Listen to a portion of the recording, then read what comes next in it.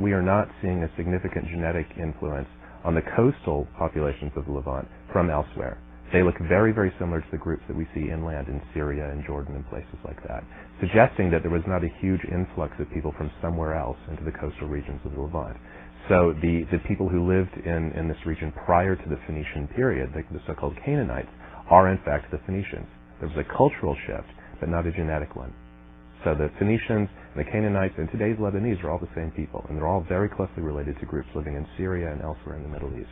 So that's kind of interesting, and that we're pretty certain about that. Again, it's a pilot study. We'd like to expand the sample sizes, but we are pretty certain about those results. Now, in terms of tracing the spread, that turns out to be more complicated because in their largest colony, Carthage, modern-day Tunis, we are finding that less than 20% of the genetic lineages that we find there could have come out of the Middle East. Most of them look like aboriginal North African markers, for lack of a better term. They look like they've been there for much longer. So this is a maximum of 20%. It might be as low as 10% or even less. And again, we're awaiting more data to be able to tell for sure.